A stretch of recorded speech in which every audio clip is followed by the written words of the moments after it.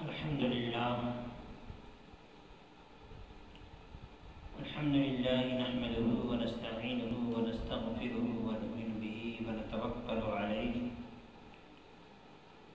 ونعوذ بالله من شرور أنفسنا ومن سيئات أعمالنا من يهده الله فلا مضل له ومن يضلله فلا هادي له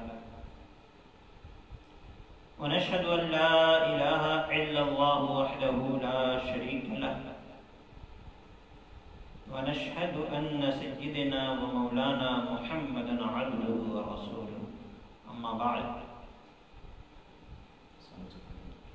فأعوذ بالله من الشيطان الرجيم بسم الله الرحمن الرحيم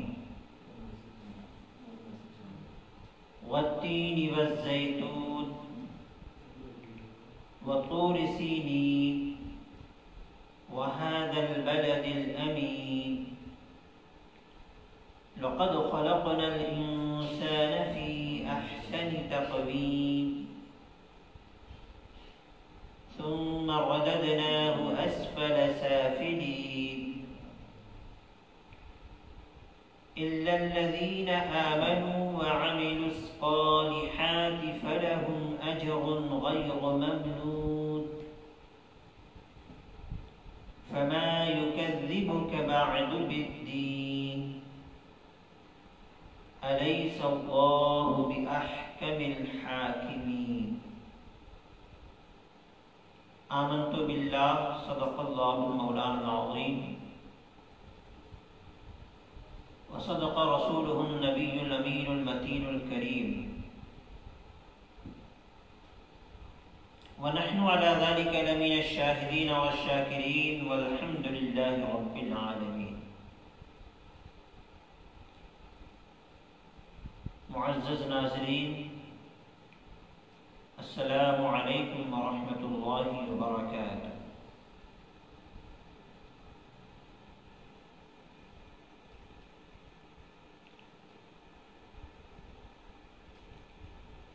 بحمدہ تعالی بتوفیق الہی بفضل الہی آج ہم درس تفسیر قرآن کے 7ویں نشست میں حاضر ہوئے ہیں۔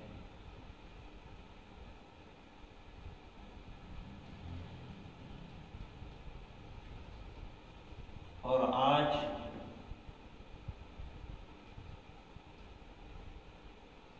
سورۃ التین کی تفسیر ہونے جا رہی ہے۔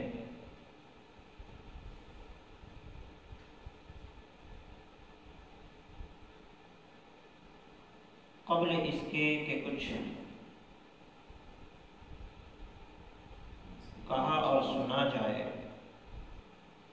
دستور کے مطابق نبی پاک صاحب الاولاق سرکار دو عالم صلی اللہ تعالی علیہ وسلم کی مقدس بارگاہ میں حصول برکت کے لیے درود پاک پڑھیں۔ الصلاۃ والسلام علیک یا رسول اللہ، الصلاۃ والسلام علیک یا حبیب اللہ، الصلاۃ والسلام علیک یا زینۃ عرش اللہ، وعلی آلک واصحابک یا محمد رسول اللہ صلی اللہ تعالی علیہ وسلم۔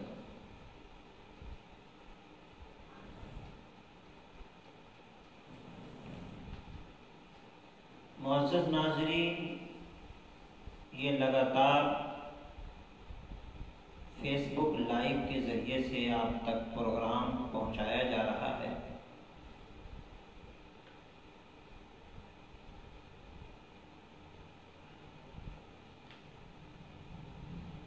اسی لیے میں چاہوں گا کہ سب لوگ اس کوشش میں شرکت فرما کر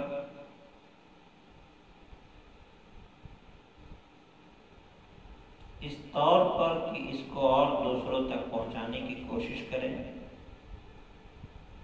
ثواب دارین حاصل کریں۔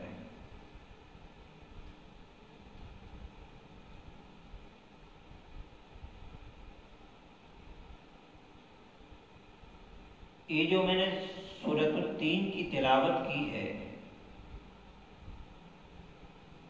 یہ سورہ مکہ میں نازل ہوئی ہے۔ اس میں 1 رکوع، 8 آیتیں، 34 کلمے اور 150 حرف ہیں۔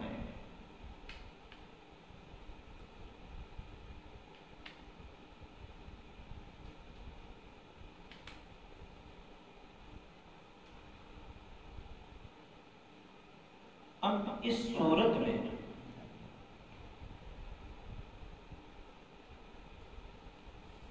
ایک مخلوق کی خصوصیت کو بیان کرنے کے لیے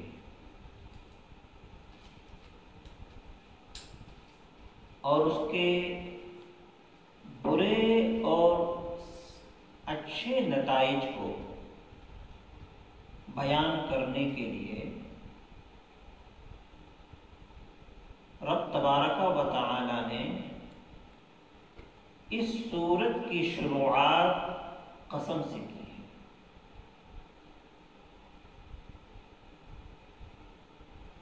اللہ فرماتا ہے والتین والزیتون، قسم ہے انجیر کی، ایک قسم، پھر دوسرا قسم کھایا والزیتون، قسم ہے زیتون کی، 2 قسم، پھر تیسرا قسم کھایا وطور سینین، اور قسم ہے طور سینا کی، اب پھر چوتھا قسم کھایا وہذا البلد الامین، اور قسم ہے اس شہر کی کہ جس شہر میں دونوں عالم کے مالک و مختار، ہم غریبوں کے غمگسار، آقا و مولا جناب محمد رسول اللہ صلی اللہ تعالی علیہ وسلم تشریف لائے، یعنی پیدا ہوئے۔ گویا کہ اللہ تبارک و تعالی نے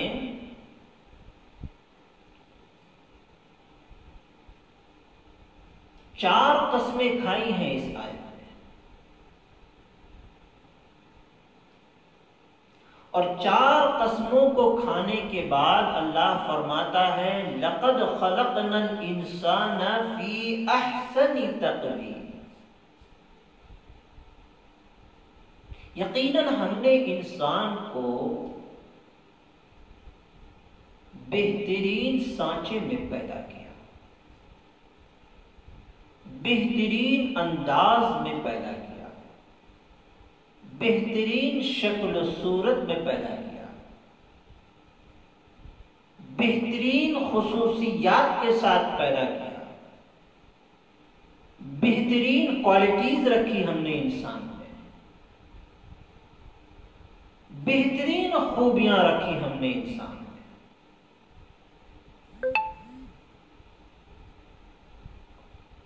تو 4 قسموں کو کھانے کے بعد اللہ نے انسان کی تخلیق کا ذکر فرمایا، اور پھر اس کے بعد ارشاد فرمایا ثم رددناه اسفل سافلین،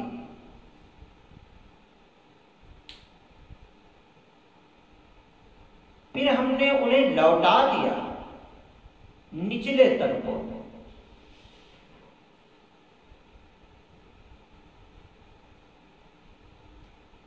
پھر ہم نے ان کو لوٹا دیا ان کے اعمال کے سبب، ان کے نتائج کے مناظر میں،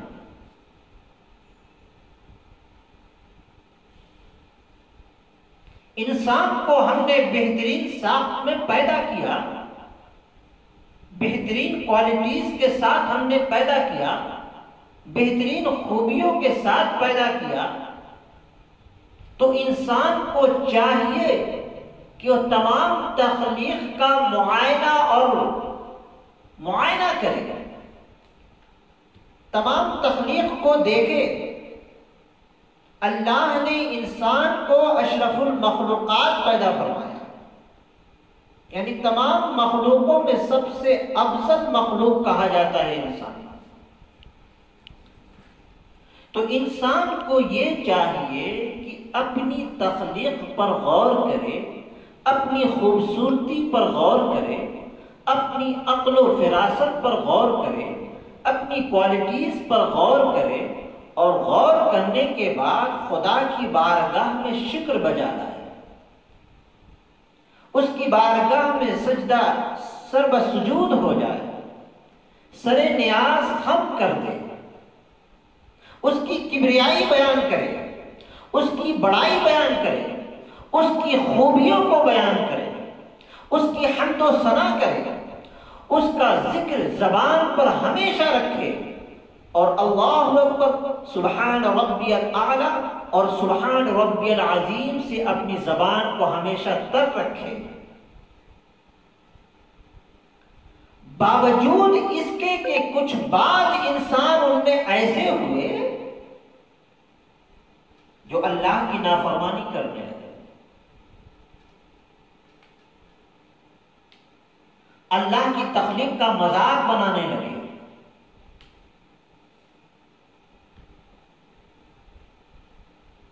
اللہ کی عبادت میں دوسروں کو شریک کرنے لگے،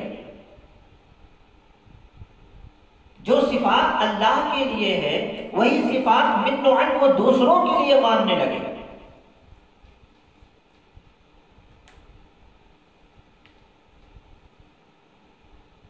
اور جو خوبیاں اللہ میں ہیں وہی خوبیاں اللہ کے ساتھ شریک کر کے کسی دوسروں کے لیے ماننے لگے، شرک میں مبتلا ہو گئے، تو ہم نے انہیں جہنم کے نچلے طبقے میں ڈال دیا۔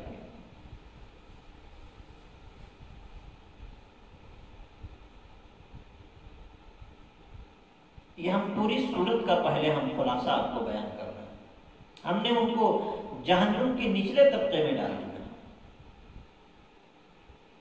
اور جو لوگ اچھے کام کیے، جو لوگ اللہ کی تخلیق کو سمجھتے ہوئے اللہ کی وحدانیت کا اقرار کیا، اللہ کی صفات کو صرف اللہ کے ساتھ خاص کیا، وہ لوگ راہ راست پہ ہوئے، اللہ انہیں بہترین اجر عطا فرمائے۔ تو یہ صورت میں ایک مخلوق کی خصوصیت کو بیان کرنے کے لیے اور ایک مخلوق کے برے اور اچھے نتائج کو بیان کرنے کے لیے رب تبارک و تعالی نے 4 قسمیں کھائی۔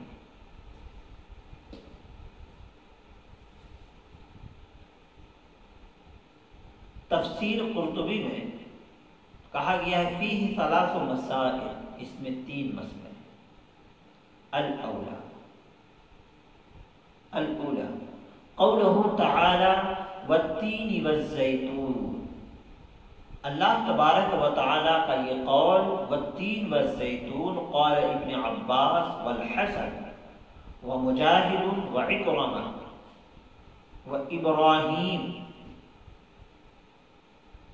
وإبراهيم النخعي وعلاء بن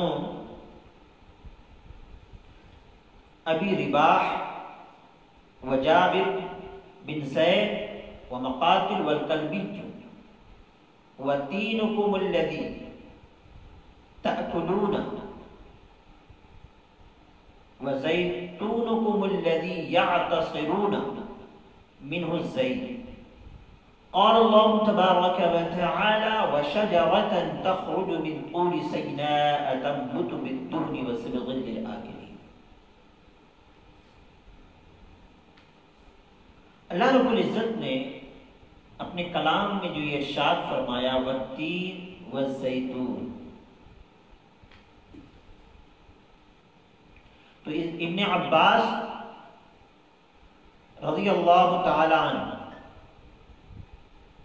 اور حسن اور مجاہد اور اکرمہ اور ابراہیم نخعی، عطا ابن ابی رباح و جابر بن زید اور مقاتل اور کربی، ان سبوں نے کہا کہ تین سے مراد وہ پھل ہے جسے تم کھاتے ہو، وَتِينُكُمُ الَّذِي تَأْكُلُونَ۔ اب آپ کہیں گے کہ پھل کے قسم کھانے کی کیا ضرورت ہے؟ اس کا خلاصہ ہم انشاءاللہ آگے بیان کریں گے۔ وَتِينُكُمُ الَّذِي تَأْكُلُونَ وَزَيْتُونُكُمُ الَّذِي تَعْصِرُونَ مِنْهُ الزَّيْتَ، اور کہا زیتون سے مراد وہ ہے جس سے تم تیل نچوڑتے ہو، وہ درخت ہے جس سے تم تیل نچوڑتے ہو، وہ پتے ہیں جس سے تم تیل نچوڑتے ہو۔ اللہ رب العزت نے ارشاد فرمایا وَشَجَرَةً تَخْرُجُ مِن طُورِ سَيْنَاءَ تَنبُتُ بِالدُّهْنِ وَصِبْغٍ لِلْآكِلِينَ، اور طور سینا سے درخت پیدا کیا، اس سے تیل نکلتا ہے اور کھانے والوں کے لیے اس میں سالن ہے۔ یعنی اس زیتون کے تیل کو لوگ کھانے کے طور پر بھی استعمال کرتے ہیں، سالن کے طور پر استعمال کرتے ہیں۔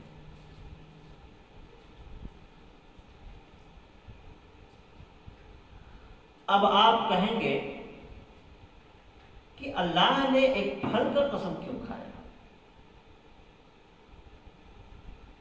تین کی قسم کھانے کی کیا ضرورت ہے؟ زیتون کی قسم کیوں کھائی اللہ نے؟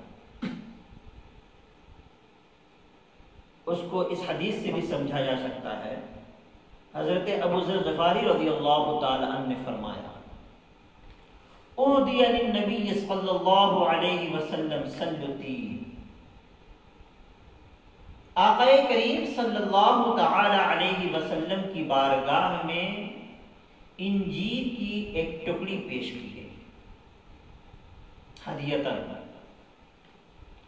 فقال رسول اللہ صلی اللہ تعالی علیہ وسلم کلوا، جب آقا کریم صلی اللہ علیہ وسلم کی بارگاہ میں وہ جب انجیر کی ٹکڑی پیش کی گئی تو نبی کریم صلی اللہ علیہ وسلم نے ارشاد فرمایا اسے کھاؤ، وَأَكَلَ مِنْهُ، اور یہ کہنے کے بعد خود بھی اس ٹکڑی سے انجیر کھانے لگے۔ ثم قال، پھر ارشاد فرمایا لو قلت ان فاکہۃ نزلت من الجنۃ، اگر میں کہتا کہ بے شک جنت سے ایک میوہ نازل ہوا تو میں اسی میوے کے بارے میں کہتا، لقلت هذه، اور بہت ہی خوبصورت ارشاد فرمایا کیوں ایسا کہتا؟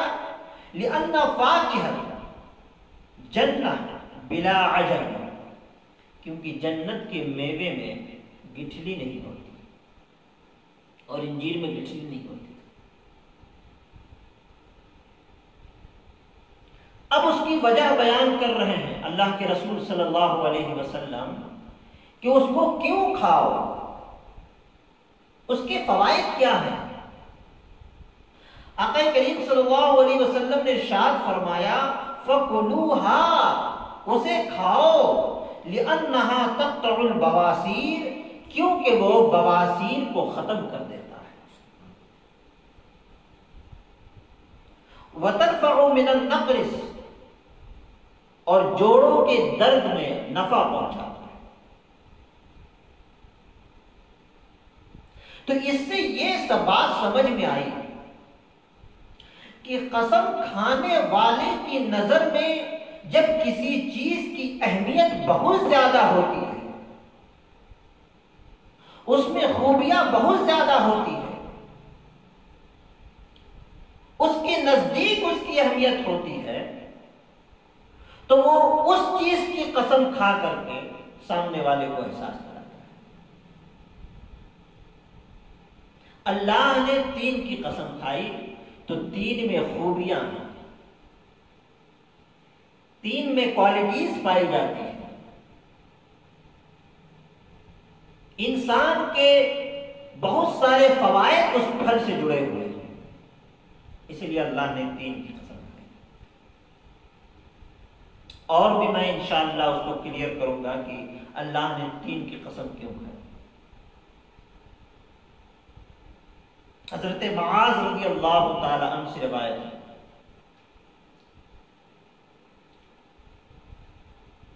کہ زیتون کے تر شاخ سے مسواک کیا اور انہوں نے کہا سمعت النبی صلی اللہ تعالی علیہ وسلم یقول، میں نے نبی کریم صلی اللہ تعالی علیہ وسلم کو کہتے ہوئے سنا، نعم السواک، نعم السواک الزیتون، زیتون کا مسواک کیا ہی اچھا ہے، من الشجرۃ المبارکۃ، یہ مبارک درخت سے ہے۔ اس کے فوائد کیا ہیں؟ کہا اگر آپ اس کو دانتوں میں ملتے ہو، مسواک کرتے ہو، تو اس کے فوائد یہ ہیں کہ یطیب الفم، منہ کو خوشبودار کرتا ہے، وَيَذْهَبُ بِالْحَفَرِ، اور بدبو کو ختم کر دیتا ہے، دور کر دیتا ہے۔ پھر آگے ارشاد فرمایا وَهِيَ سِوَاكِي وَسِوَاكُ الْأَنْبِيَاءِ مِنْ قَبْلِي، یہ میرا بھی مسواک ہے اور مجھ سے پہلے تمام انبیاء کرام کی بھی مسواک ہے۔ تو دونوں کی اہمیت سمجھ میں آئی۔ 3 کے بارے میں کیا فرمایا کہ جنتی میوہ ہے، اسے کھاؤ، کیوں؟ اس لیے کہ اس سے بواسیر کی بیماری ختم ہوتی ہے۔ اسے کھاؤ، کیوں؟ اس لیے کہ اس سے جوڑوں کا درد ختم ہوتا ہے۔ تو اس حدیث پاک سے 3 کی اہمیت کا اندازہ لگتا ہے، 3 کی خوبیوں کا اندازہ لگتا ہے۔ اور دوسری حدیث پاک میں زیتون کی خوبیوں کا اندازہ لگتا ہے کہ اس میں اللہ کے رسول صلی اللہ علیہ وسلم نے اس کی خوبی ارشاد فرمائی کہ اس سے مسواک کرنے سے منہ کی بو ختم ہوتی ہے اور منہ میں خوشبو پیدا ہوتی ہے۔ اور یہ اتنا پیارا مسواک ہے کہ صرف میرا ہی مسواک نہیں ہے، یہ مجھ سے پہلے تمام انبیاء کرام کی بھی مسواک ہے۔ تو گویا کہ اس سے زیتون کی اہمیت بھی سمجھ میں آتی ہے، اور اوپر والی حدیث سے 3 کی اہمیت سمجھ میں آتی ہے۔ تو جب کسی چیز کی اہمیت ہوتی ہے تو پھر اسی چیز کی قسم کھائی جاتی ہے۔ آپ کس چیز کی قسم کھاتے ہو؟ حالانکہ عام طور پر قسم کسی چیز کا نہیں ہوتا سوائے اللہ کے۔ یہ اللہ تبارک و تعالیٰ کی شان یہ ہے کہ فوائد کی روشنی میں وہ قسم کھا رہا ہے، اہمیت کی روشنی میں وہ قسم کھا رہا ہے۔ اللہ کی قسم کے علاوہ کوئی قسم بندوں کے لیے نہیں ہوتا۔ یہ بندہ جب قسم کھائے تو صرف اللہ کی قسم ہے۔ لیکن ہم آپ سے عرض کرنا چاہتے ہیں کہ بندہ جب قسم کھاتا ہے، عام طور پر آپ دیکھتے ہوں گے کہتا نہیں ہے کہ ماں کی قسم کھا کے کہہ رہا ہوں، ایسا نہیں۔ وہ کہتا ہے باپ کی قسم کھا کے کہہ رہا ہوں، ایسا نہیں۔ اور بھی جس چیز کو وہ متبرک سمجھتا ہے اس چیز کی قسم کھانے کی کوشش کرتا ہے۔ اگر کوئی آدمی استاد کے پاس پڑھ رہا ہے، استاد کی بہت عزت کرتا ہے، کہتا ہے حضرت میں آپ کی قسم کھا کے کہہ رہا ہوں، یا کوئی کہتا ہے آپ کے سر کی قسم کھا کے کہہ رہا ہوں، تو جس چیز کی قسم کھائی جاتی ہے اس کی نظر میں اس چیز کی اہمیت بہت ہوتی ہے، تبھی اس چیز کی قسم کھائی جاتی ہے۔ اگر کسی نے ماں کی قسم کھایا تو اس کا مطلب یہ ہے کہ میری نظر میں ماں کی اہمیت بہت ہے۔ اگر ہم نے ماں کی قسم کھا لیا تو جو میں قسم کھانے کے بعد بات جو کہہ رہا ہوں وہ 100% صحیح ہے، اس میں جھوٹ کا امکان نہیں، کیونکہ میری ماں مجھے بہت عزیز ہے. اسی نظریے سے نا قسم کھاتا ہے کوئی. اسی طریقے سے کوئی باپ کی قسم کھا رہا ہے کہ میں باپ کی قسم کھا کے کہہ رہا ہوں یہ کام ایسا نہیں، یہ کام ایسا ہے. تو گویا کہ باپ کو اس نے اہمیت دی اور سامنے والے کو یہ میسج پہنچانے کی کوشش کی کہ باپ کی اہمیت میری نظر میں بہت ہے. اگر ہم نے اپنے والد کی قسم کھا لی تو اس کے بعد میں کوئی بات آپ کے سامنے پیش کر رہا ہوں تو اس میں جھوٹ کا امکان نہیں. بلا تمثیل انسان قرآن کی قسم کھاتا ہے تو قرآن کی اہمیت ہے اس کی نظر میں تب. اور پھر جس کے سامنے قسم کھایا جاتا ہے وہ اس بات کو ایکسپٹ کر لیتے کہ نہیں، اس نے قرآن کی قسم کھا لیا، اب یہ جھوٹ نہیں بول سکتا. یہ اس نے قرآن پر ہاتھ رکھ کے قسم کھایا، اب یہ جھوٹ نہیں بول سکتا. تو پتہ کیا چلا کہ قسم اس چیز کی کھائی جاتی ہے کہ جس کی اہمیت قسم کھانے والے کی نظر میں بہت زیادہ. تو اللہ رب العزت نے ارشاد فرمایا والتین والزیتون. پھر تین کے حوالے سے قسم کھانے کی وجہ بتائی جاتی ہے. پھر ایک وجہ بتائی جا رہی ہے. یہ تو میں نے ایک اہمیت کے حوالے سے میں نے بتایا، لیکن تفسیر میں اس کی وجہ کیا بتائی جا رہی ہے؟ وَإِنَّمَا أَقْسَمَ اللَّهُ بِالتِّينِ. اللہ نے تین کی قسم کیوں کھائی؟ لِأَنَّهُ كَانَ سِتْرَ آدَمُ فِي الْجَنَّةِ. کیونکہ تین کے پردے سے حضرت آدم علیہ السلام نے اپنے سطر کو چھپایا تھا، اپنے بدن کو چھپایا. اللہ رب العزت نے ارشاد فرمایا یخصفان علیہما من ورق الجنہ.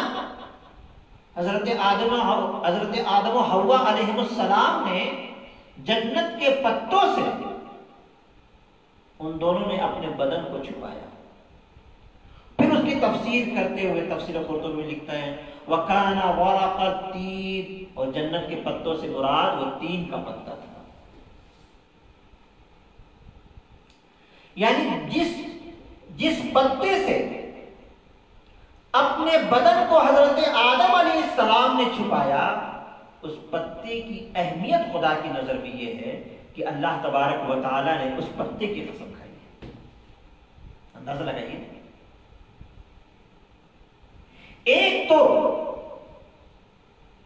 کسی چیز کا فائدہ دنیاوی نظریے سے اگر ہوتا ہے اور بندے کے بھلائی کے نظریے سے ہوتا ہے، جیسے کہ میں نے پہلے عرض کیا کہ اس کو کھانے سے، تین کو کھانے سے بواسیر کی بیماری ختم ہوتی ہے اور جوڑوں کے درد کو ختم کرتا ہے، تو دنیاوی فوائد اس سے جڑے ہیں، بندے کی بھلائیاں جڑی ہیں. تو جس چیز سے بندے کی بھلائی جڑی ہے، بندے کے فوائد جڑے ہیں، اللہ کی نظر میں اس کی شان کے مطابق اس کی نظر میں اس کی بھی اہمیت ہے، اس کی بھی قسم کھاتا ہے. اور جس چیز کو پیغمبر نے یوز کر لیا ہے اپنے استعمال کے لیے، اپنے بدن کو ڈھانپنے کے لیے، اللہ کی نظر میں اس کی شان کے مطابق اس کی بھی اہمیت اس کی نظر میں، اس کی بھی قسم کھا رہا ہے.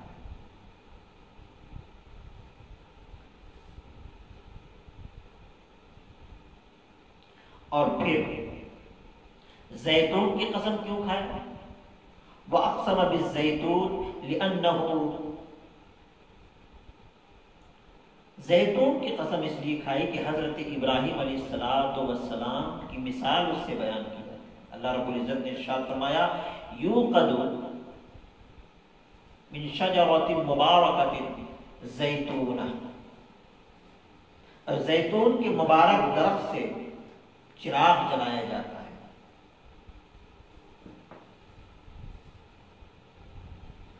اور پھر اس کے فوائد بیان کرتے ہوئے ارشاد فرماتے وَهُوَ أَكْثَرُ عُدُومِ أَهْلِ الشَّامِ وَالْمَغْرِبِ.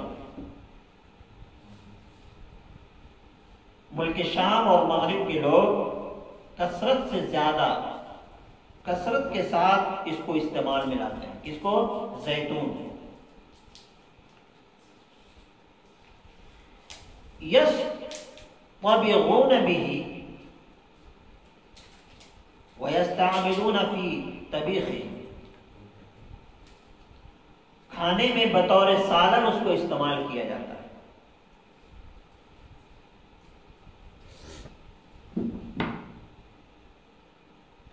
اور وہ پیٹ کی بیماریوں کو ختم کرتا ہے، اس کے جلن کو ختم کرتا ہے، اور اس میں بہت سارے فوائد ہیں۔ وَفِيهِ مَنَافِعُ كَثِيرَةٌ، اس میں بہت سارے فوائد ہیں۔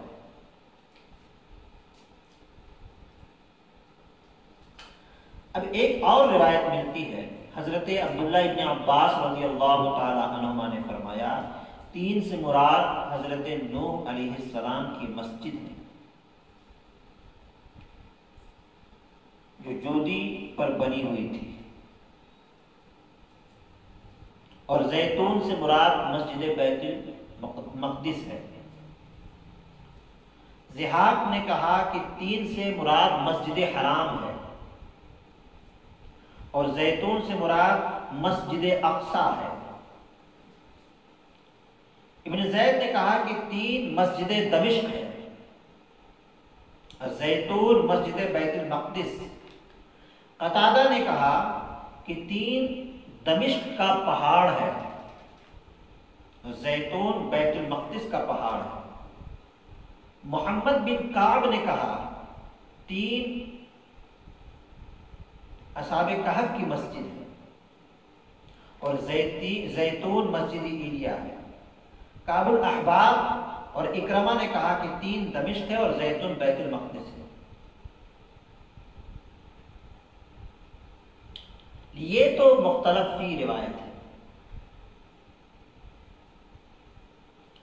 لیکن زیادہ صحیح یہی ہے کہ 3 انجیر ایک پھل ہے اور زیتون کے درخت ہیں۔ مراد انجیر اور زیتون کے درخت مراد ہیں 3، اور زیتون سے انجیر اور زیتون کے درخت مراد ہیں، اور ان سے مسجد یا شہر مراد لینا مجاز ہے، اور بغیر ضرورت کے قرآن مجید کے الفاظ کو مجاز پر محمول کرنا جائز نہیں۔ انجیر کی قسم کھانے کی وجہ یہ ہے کہ اس درخت کے پتوں سے حضرت آدم علیہ نبینا علیہ السلام نے اپنے بدن کو چھپایا، جیسا کہ میں نے پہلے آج کہا۔ اور اس کی دوسری خصوصیت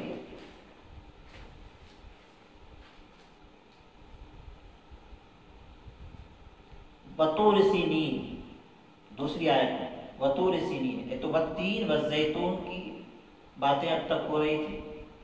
اب دوسری آیت میں کیا فرمایا شاید اللہ رب العزت؟ وطور سینین، طور سینا کی قسم۔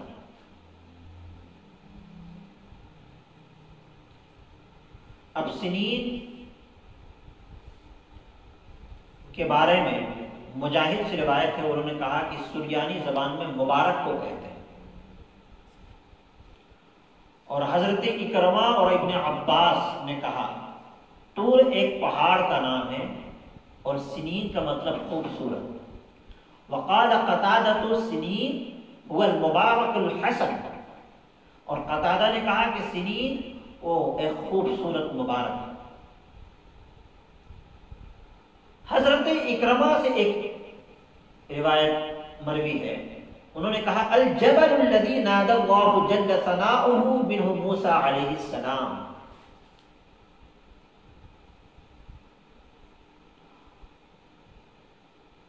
طور اس پہاڑ کا نام ہے جس پہاڑ سے اللہ رب العزت نے اپنے پیغمبر حضرت موسیٰ علیہ السلام کو ندا فرمایا۔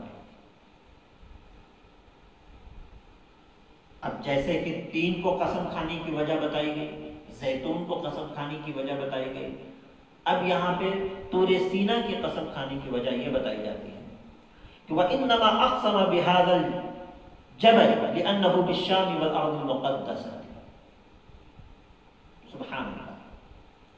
طور سینا کی قسم کھانے کی وجہ یہ ہے کہ کیونکہ یہ شام اور ارض مقدسہ میں ہے، وقد بارک اللہ فیہما کما قال الی المسجد الاقصى الذی بارکنا حولہ۔ اللہ تبارک و تعالی نے ان دونوں میں برکتیں رکھی ہیں، جیسا کہ رب العزت نے ارشاد فرمایا کہ جس کے ارد گرد ہم نے اس کے برکتیں رکھی ہیں۔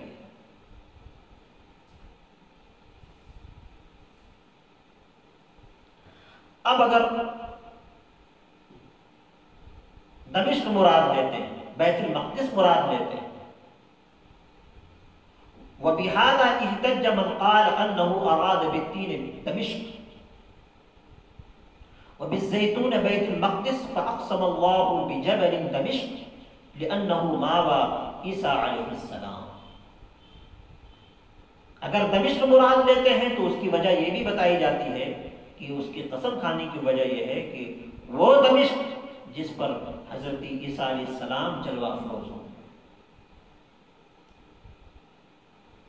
اور بیت المقدس اگر مراد لیتے ہیں تو اس کی وجہ یہ بتائی جا رہی ہے کہ اس لیے قسم کھایا اللہ تبارک و تعالی نے لأنه مقام الانبیاء علیہم السلام، کیونکہ یہ تمام انبیاء علیہ السلام کی جگہ ہے. یہی وہ بیت المقدس ہے جو شب معراج میں آقا کریم صلی اللہ تعالی علیہ وسلم جب تشریف لے گئے تو تمام نبیوں کی امامت فرمائی. قرآن کریم میں سورہ الاسراء میں ارشاد فرمایا اللہ نے سبحان الذی اسری بعبدہ لیلا من المسجد الحرام الى المسجد الاقصی، پاک ہے وہ ذات جو اپنے بندے کو مسجد حرام سے مسجد اقصی کی طرف لے گیا. وہی مسجد اقصی بیت المقدس جہاں پہ آقا کریم صلی اللہ علیہ وسلم نے امامت فرمائی تمام نبیوں کی. یہ بات تو سمجھ میں آ گئی کہ تین کی قسم کیوں کھائی اللہ نے، زیتون کی قسم کیوں کھائی اللہ نے، اور طور سینا کی قسم کیوں کھائی اللہ نے. یہ تمام وجہ بتا دی گئی. تین کی اہمیت کے بارے میں بتا دیا گیا، زیتون کی اہمیت کے بارے میں بتا دیا. طور سینا کس پہاڑ کا نام ہے؟ جس پہاڑ سے اللہ نے حضرت موسیٰ علیہ السلام کو ندا دی، اس پہاڑ کو بھی اللہ نے اہمیت دیتے ہوئے اس پہاڑ کی بھی قسم کھائی. اور اگر دمشق اور بیت المقدس مراد لیتے ہیں تو دونوں مبارک جگہ ہیں، تو دونوں کی اہمیت ہے خدا کی بارگاہ میں، تو ان دونوں کی قسم کھائی اللہ رب العزت. لیکن آگے ارشاد فرمایا وَهَذَا الْبَلَدِ الْأَمِينَ، سبحان اللہ، قسم ہے اس شہر کی جس میں نبی کریم صلی اللہ علیہ وسلم تشریف لائے. قسم ہے اس جگہ کی جہاں آقا کریم صلی اللہ تعالی علیہ وسلم پیدا ہوئے. قسم ہے اس شہر کی جہاں حضرت ابراہیم علیہ السلام کی آثار اور تبرکات ہیں اور نشانیاں ہیں. مکہ شہر کی قسم کھائی، وہ شہر جو امن کا گہوارہ ہے، جو امن والا ہے شہر، اس شہر کی قسم کھائی. یعنی یہ چار قسم کھائی، اور چاروں قسم کھانے کے بعد اللہ تبارک و تعالی نے بندوں کو بتایا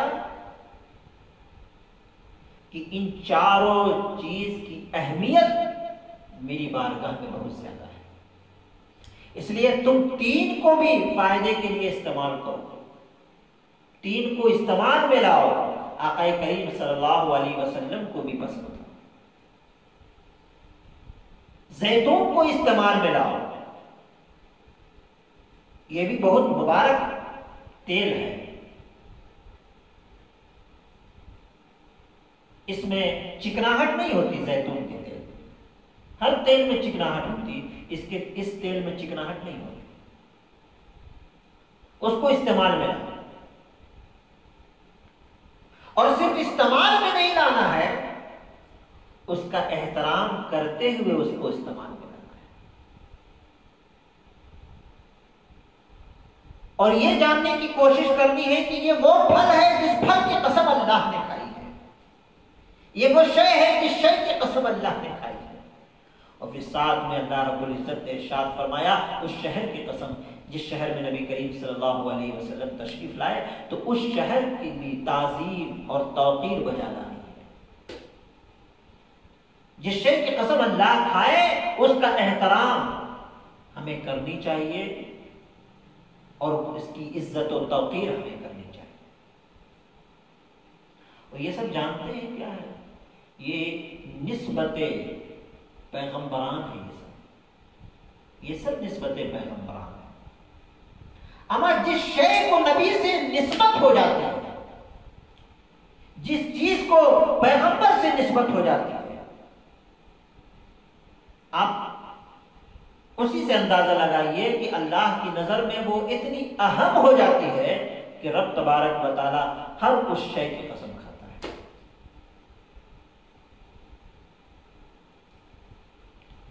تو یہ چار قسموں کھانے کے بعد اللہ رب العزت نے ارشاد فرمایا لقد خلقنا الانسان فی احسن تقویم ثم رددناه اسفل سافلین۔ یقیناً ہم نے انسان کو بہترین سانچے میں پیدا کیا۔ ہر مخلوق ٹیڑھا بکلا ہوتا ہے۔ جانور جو پیدا کیا گیا، جانور کی گردنیں جھکی رہتی ہیں۔ کچھ نہ کچھ معاملات ہوتے ہیں ہر تخلیق میں، لیکن انسان کو اگر آپ دیکھیں گے تو اوپر سے لے کے نیچے تک بالکل سیدھا رہتا ہے۔ تقویم، اچھے سانچے میں پیدا کیا، بہترین ڈھانچہ بنایا ہے انسان کا، خوبصورت شکل میں پیدا کیا، موہ لینے والا شکل، انسان کی نظروں کو اپنی طرف کھینچنے والی شکل۔ ایسی ایسی شکلوں میں اللہ رب العزت نے انسانوں کو پیدا کیا۔ ثم رددناه اسفل سافلین، پھر ان کو مختلف مراحل سے گزارا۔ انہیں بچپن عطا کیا، انہیں جوانی عطا کی، انہیں بڑھاپا عطا کیا۔ اور یاد رکھیں ایک چیز اور، انسان کی جوانی میں جو عبادت ہوتی ہے وہ خدا کی بارگاہ میں بہت مقبول ہوتی ہے۔ جب انسان مقیم ہوتا ہے تو وہ عبادت پر قادر ہوتا ہے، اور جب انسان مسافر ہوتا ہے تو وہ عبادت کبھی کبھی اس کے لیے ممکنات میں سے ہوتے ہیں اور کبھی کبھی مشکلات میں آ جاتا ہے۔ لیکن اللہ کا کرم دیکھیں، تفسیر کی کتابیں آپ اٹھا کے دیکھ لیجیے، حدیث کی کتابیں اٹھا کے دیکھ لیجیے۔ اگر کسی انسان نے جوانی کی دہلیز میں آ کر کے خدا کی بندگی میں کبھی کوئی کمی نہ رکھی، قرآن کی تلاوت کثرت سے کرتا رہا، ذکر و اذکار کثرت سے کرتا رہا، خدا کی وحدانیت کا اقرار کرتا رہا، خدا کی بارگاہ میں سر و سجود رہا، خدا کی بارگاہ میں قیام کرتا رہا، رکوع کرتا رہا، اس کی بارگاہ میں تسبیح و تحلیل کرتا رہا، اور اپنی جوانی کو خیر کثیر میں شامل رکھا، اپنی جوانی میں خیر کثیر کو شامل رکھا، تو اس کا رزلٹ اللہ تبارک و تعالیٰ اس طور پر عطا فرماتا ہے کہ اگر بڑھاپے میں اتنی عبادت نہیں کر سکتا ہے تب بھی اللہ تبارک و تعالیٰ جوانی کی عبادت کے برابر بڑھاپے کی عبادت میں ثواب دے دیتا ہے۔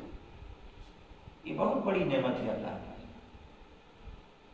اسی طریقے سے انسان جب سفر میں رہتا ہے، جب مقیم رہتا ہے، جب اپنے گھروں میں رہتا ہے تو عبادت پر قادر ہوتا ہے۔ وہ چاہے تو مسجدوں میں جا سکتا ہے، جب چاہے قرآن کی تلاوت کر سکتا ہے، جب چاہے قیام کر سکتا ہے، جب چاہے رکوع کر سکتا ہے، جب چاہے تسبیح و تحلیل کر سکتا ہے۔ وہ ہر طریقے سے امکانات کی منزل میں رہتا ہے، اور اس کا فائدہ اگر اس نے اٹھایا ہے اچھے طریقے سے اور خیر کثیر کو اس اقامت کی حالت میں شامل رکھا ہے، اور پھر بعد میں مسافر ہوا اور عبادت مشکلات میں آ گئے، صحیح طریقے سے وہ تلاوت قرآن نہیں کر پا رہا ہے، صحیح طریقے سے وہ قیام نہیں کر پا رہا ہے، صحیح طریقے سے وہ رکوع نہیں کر پا رہا ہے، صحیح طریقے سے وہ سر و سجود نہیں ہو پا رہا ہے، تو اللہ تبارک و تعالیٰ نے یہ انعام رکھا ہے کہ اللہ تبارک و تعالیٰ اس کی اقامت کی جو عبادتیں تھی اس کے برابر سفر کی عبادتوں میں ثواب نہیں دیتا ہے۔ ثم رددناه اسفل سافلین، پھر ہم نے انہیں لوٹا دیا نچلے طبقوں میں۔ یہ انسان کے اعمال پر ڈیپینڈ ہے۔ ایک انسان وہ ہوتا ہے جو اچھے عمل کرتا ہے تو جہنم میں جاتا ہے، ایک انسان وہ ہوتا ہے جو برے عمل کرتا ہے تو جنت میں جاتا ہے۔ اللہ رب العزت نے ارشاد فرمایا الا الذين امنوا وعملوا الصالحات فلهم اجر غیر ممنون، سوائے ان لوگوں کے جنہوں نے ایمان لایا کفر میں انسانیت بھٹک رہی تھی. پیغمبر اعظم صلی اللہ علیہ وسلم کے آنے سے پہلے کفر میں انسانیت بھٹک رہی تھی. لیکن جب آقا کریم صلی اللہ علیہ وسلم تشریف لائے اور اللہ کی وحدانیت کا اعلان فرمایا، اپنی رسالت کا اعلان فرمایا، تو خوش نصیب ہیں وہ لوگ جنہوں نے اللہ کے رسول کے اعلان پر آمنا صدقنا کہا اور خدا کے رسول کی بارگاہ میں آ گئے اور ان کے دامن سے جڑ گئے. وہ خوش نصیب لوگ ہیں. الا الذین آمنوا، سوائے ان لوگوں کے جو ایمان لائے، وعملوا الصالحات، اور نیک عمل کرتے رہے جب تک ان کی زندگی رہی. نیک عمل کو جدا نہ کیا اپنے دامن سے. نماز کا موقع ملا نماز پڑھتے رہے، قیام کا موقع ملا قیام کرتے رہے، رکوع کا موقع ملا رکوع کرتے رہے، سجدے کا موقع ملا سجدہ کرتے رہے، تلاوت کا موقع ملا تلاوت کرتے رہے، تسبیح و تحلیل کا موقع ملا تسبیح و تحلیل کرتے رہے، ماں باپ کی اطاعت و فرما برداری کا موقع ملا ماں باپ کی اطاعت و فرما برداری کرتے رہے، بڑوں کی تعظیم کا موقع ملا بڑوں کی تعظیم کرتے رہے، چھوٹوں پہ شفقت کا موقع ملا چھوٹوں پر شفقت کرتے رہے، بڑوں کی عزت کا موقع ملا بڑوں کی عزت کرتے رہے، حرام و حلال کے درمیان خط امتیاز کھینچنے کا موقع ملا، حلال پر گامزن رہے اور حرام کو اپنی زندگی سے نکال کر پھینک دیا. شریعت کو ہمیشہ اپنے ساتھ جوڑ کے رکھا. جو لوگ پوری زندگی، اگر کوئی 63 سال کی زندگی اپنا رہا ہے، کوئی 60 سال کی زندگی اپنا رہا ہے، کوئی 55 سال کی زندگی اپنا رہا ہے، کوئی 50 سال کی زندگی اپنا رہا ہے، شروع سے لے کے آخر تک پوری زندگی شریعت پر گامزن رہا، تو رب تبارک و تعالیٰ فرمایا کہ الا الذین آمنوا وعملوا الصالحات فلہم اجر غیر ممنون. ان کے لیے اتنا اجر ہے کہ نہ ختم ہونے والا اجر ہے، نہ ختم ہونے والا بدلہ ہم اس کو عطا کریں. یعنی وہ میری نعمتوں کو گن نہیں سکتا کتنی نعمتیں ہم دیں گے. قرآن کریم میں اللہ رب العزت نے ارشاد فرمایا وَإِن تَعُدُّوا نِعْمَةَ اللَّهِ لَا تُحْصُوهَا، اگر تم اللہ کی نعمتوں کو شمار کرنا چاہو تو شمار نہیں کر سکتے. اللہ اتنی نعمتیں عطا فرمائے گا کہ آپ اس کو دیکھ نہیں سکتے، آپ گن نہیں سکتے. فما يكذبك بعد بالدين أليس الله بأحكم الحاكمين. بڑی اختصار کے ساتھ میں نے تفسیر عرض کی ہے. اتنی نشانیوں کو دکھانے کے بعد، اتنی چیزیں دکھانے کے بعد کہ جو برے عمل کرے تو برے نتائج ہیں، تو اے میرے محبوب کون ایسا شخص ہے جو آپ کے دین کو جھٹلائے، روزے جزا اور سزا کو جھٹلائے. اگر وہ جھٹلاتا ہے تو وہ اللہ پر ایمان نہیں رکھتا، اللہ پر ایمان نہیں رکھتا، وہ اللہ پر ایمان نہیں رکھتا. الیس اللہ باحکم الحاکمین. اللہ رب العزت نے ارشاد فرمایا کیا اللہ نہیں ہے تمام حاکموں میں سے بڑا حاکم؟ حضرت علی المرتضیٰ کی روایت ہے کہ جب یہ کہا گیا تو سب لوگوں نے کہا بلا کیوں نہیں، وَأَنَا مِنَ الشَّاهِدِينَ، میں گواہوں میں سے ہوں کہ تو تمام حاکموں سے بڑا حاکم ہے. اس لیے اس تفسیر کی روشنی میں ہمیں کیا سبق ملا؟ ہم پوری زندگی اللہ کی نعمتوں کا شکر ادا کرتے رہیں. ہر سانس اللہ کی نعمت ہے، ہر لمحہ اللہ کی نعمت ہے، ہر سیکنڈ اللہ کی نعمت ہے، ہر گھڑی اللہ کی نعمت ہے. جو پل آپ کو مل رہا ہے وہ اللہ کی نعمت ہے، جو وقت آپ کو مل رہا ہے وہ اللہ کی نعمت ہے. تو اے لوگوں وقت کا احترام کرو، وقت کی عزت کرو. جو لوگ وقت کا احترام نہیں کرتے وقت انہیں فراموش کر دیتا ہے، بھلا دیتا ہے وقت. جو لوگ وقت کا احترام کرتے ہیں اور اس وقت کا احترام کرتے ہوئے شرعی اعمال میں کچھ کمی نہیں رکھتے، وقت انہیں یاد رکھتا ہے اور یاد کراتا رہتا ہے. پیغمبران اعظام اللہ کی اطاعت میں کامل تھے، وقت انہیں یاد کرا رہا ہے اور یاد کراتا رہے گا۔ اولیاء اعظام اللہ کی اطاعت میں کامل ہیں، وقت انہیں یاد کرا رہا ہے اور یاد کراتا رہے گا۔ علماء ربانیین اللہ کی اطاعت میں کامل ہیں، وقت انہیں یاد کرا رہا ہے اور یاد کراتا رہے گا۔ تو جو لوگ وقت کی اہمیت کو سمجھتے ہیں، ابھی ہماری سانسیں چل رہی ہیں، ہمارے پاس وقت ہے کہ ہم توبہ کر لیں۔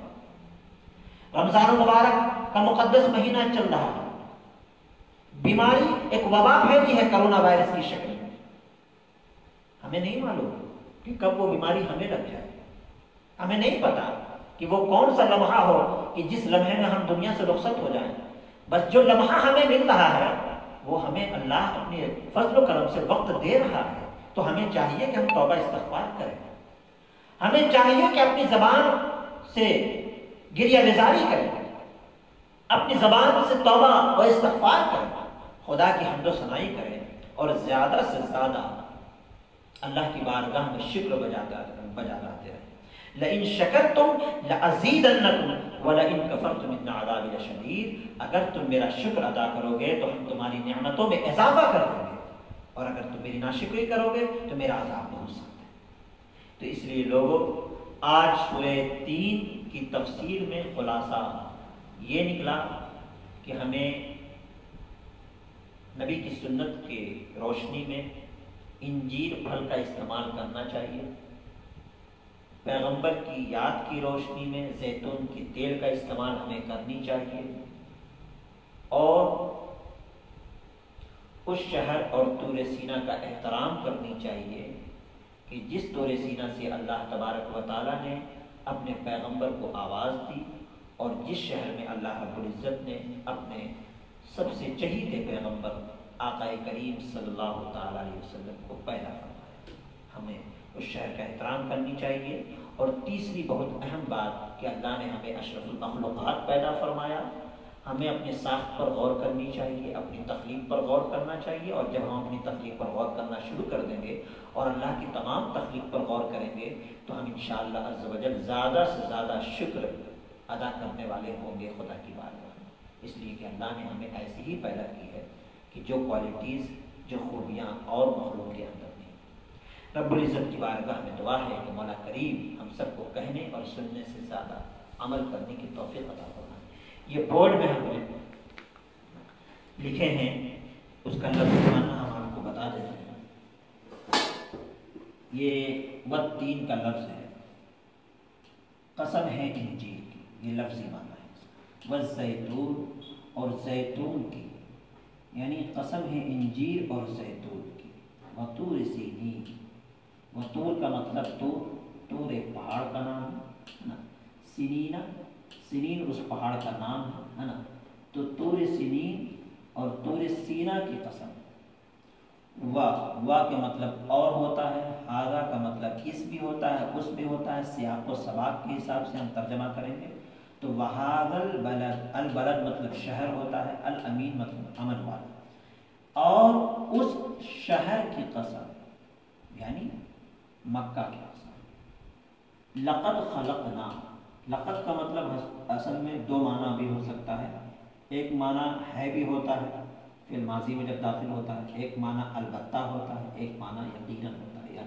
میں نے یقیناً لکھا یہاں پہ، یقیناً ہم نے پیدا کیا، خلقنا ہم نے پیدا کیا، الانسان انسان، فی احسن بہترین ساخت میں، خوبصورتی میں، اس کا ترجمہ ہم کریں گے خوبصورتی میں، تقویم سانچہ میں یعنی بہترین ساخت میں، ثم کا مطلب ہوتا ہے پھر، رددناہو ہم نے اسے لوٹا دیا، رددناہو کا مطلب ہم نے اسے لوٹا دیا، اسفل سب سے نیچے، سافلی نیچے والا یعنی طبقے، اللہ، اب یہاں پہ اللہ کا لفظ آیا یعنی ان لوگوں کو ہم نے جہنم کے طبقے میں ڈال دیا جو لوگ اچھے عمل نہیں کیے، اللہ سوائے الذین جو لوگ آمنوا ایمان لائے، وعملوا اور عمل کیے، الصالحات نیک عمل کیے، فلہم تو ان کے لیے اجر ہے، بہترین بدلہ، اجر مطلب بہترین بدلہ ہے، غیر ممنون نہ ختم ہونے والا بہترین بدلہ، فما پس کیوں؟ تو اتنا ہونے کے بعد کیسے کوئی انکار کر سکتا ہے؟ تو کون ہے یکذبو کا، تو جھٹلائے، کون ہے جو جھٹلائے بعد اس کے بعد بالدین، روز جزا و سزا، ان تمام چیزوں کے بعد کون ایسا شخص ہے جو دین کو جھٹلائے گا؟ الیسا، کیا نہیں، اللہ، یعنی الیسا کا آ کا مطلب کیا، لیسا مانے نہیں، کیا نہیں، اللہ کا مطلب اللہ، کیا اللہ نہیں ہے بِأَحْكَمِ، سب سے بڑا حاکم، الحاکمین، تمام حاکموں میں، کہ مطلب کیا اللہ نہیں ہے تمام حاکموں میں سب سے بڑا حاکم؟ یہ پورا ترجمہ۔ اب یہ خلاصہ ترجمہ یہاں ہے، تین اور زیتون کی قسم اور طور سینا کی قسم اور اس شہر کی قسم جس میں سرکار دو عالم صلی اللہ علیہ وسلم پیدا ہوئے، یقیناً ہم نے انسان کو بہترین ساخت میں پیدا کیا، پھر ہم نے انہیں سب سے نچلے طبقے میں لوٹا دیا، سوائے ان لوگوں کے جنہوں نے ایمان لایا اور نیک عمل پر گامزن رہے، اور ان کے لیے نہ ختم ہونے والا اجر عظیم ہے۔ تو کون ایسا شخص ہے جو اس کے بعد قیامت کے متعلق آپ کی تکذیب کرے؟ کیا اللہ تمام حاکموں میں سب سے بڑا حاکم نہیں ہے؟ یہ پورے سورت کا ترجمہ ہو گیا، لفظی ترجمہ بھی اور خلاصہ ترجمہ۔ رب العزت کی بارگاہ میں دعا ہے کہ مولا کریم ہم سب کو کہنے اور سننے سے زیادہ عمل کی توفیق عطا فرمائے۔ استغفر اللہ ربی من کل ذنب واتوب الیہ وما علینا الا البلاغ۔ السلام علیکم۔ اب انشاءاللہ عز و جل کل جو پروگرام ہوگا وہ مسائل زکوٰۃ پر ہم فیس بک لائیو آئیں گے انشاءاللہ، یہی ٹائم ہے 2:30 بجے انشاءاللہ دوپہر میں مسائل زکوٰۃ پر وہ پروگرام ہوگا۔ تو کل تک کے لیے اجازت دیجیے۔ رب العزت کی بارگاہ میں دعا ہے کہ مولا کریم ہم سب کو کہنے اور سننے سے زیادہ عمل کی توفیق عطا فرما۔ السلام علیکم ورحمۃ اللہ وبرکاتہ۔